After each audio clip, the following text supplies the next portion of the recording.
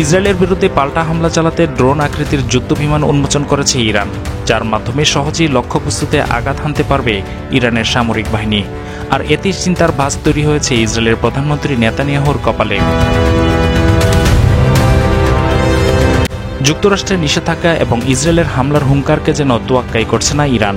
নিজেদের অর্থনীতি চাঙ্গা করতে যেমন রাশিয়া এবং চীনের সাথে বাণিজ্যিক এবং সামরিক জোট বেঁধেছে ইরান, তেমনি নিজেদের বিজ্ঞানীদের সহায়তায় নতুন প্রজন্মের ড্রোন এবং অত্যাধুনিক প্রযুক্তির ক্ষেপণাস্ত্র তৈরিতে পারদর্শিতা দেখাচ্ছে ইরানের সামরিক বাহিনী IRGC।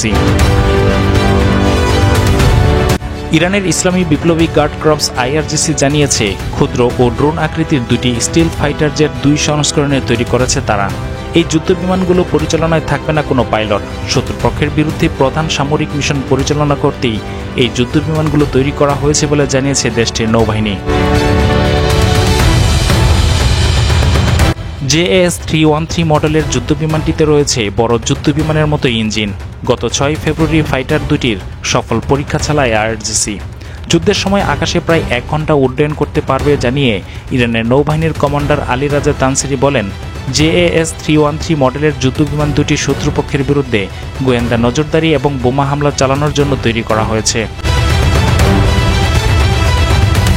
সাম্প্রতিক বছরগুলিতে ইরানের সামরিক বিশেষজ্ঞ এবং প্রযুক্তিবিদরা দেশীয় সরঞ্জাম ব্যবহার করে প্রযুক্তিতে দুর্দান্ত অগ্রগতি অর্জন করেছে, যার ফলে স্বয়ংসম্পূর্ণ হয়েছে ইরানের সামরিক ও প্রতিরক্ষা বাহিনীগুলো। এদিকে ইউক্রেনের বিরুদ্ধে লড়তে রাশিয়াকে নতুন প্রজন্মের শাহেদ 136 কামিকাজি ড্রোন দিয়ে সহায়তা করার অভিযোগও আছে ইরানের বিরুদ্ধে। ইউক্রেনের প্রেসিডেন্টের দাবি, রুশ বাহিনীর চালানো বিভিন্ন হামলায় ইরানের তৈরি ড্রোন ভূপাতিত করেছে ইউক্রেন। তবে এই বিষয়ে কোনো মন্তব্য করেনি রুশ প্রেসিডেন্ট ভ্লাদিমির পুতিন কিংবা ইরান। গত জানুয়ারি মাসে রাশিয়ার সাথে কৌশলগত চুক্তি বিনিময় করে ইরান। আগামী 20 বছর যাবৎ ইরানের সামরিক ক্ষেত্রে সহায়তার প্রস্তুতি দিয়েছে প্রেসিডেন্ট পুতিন।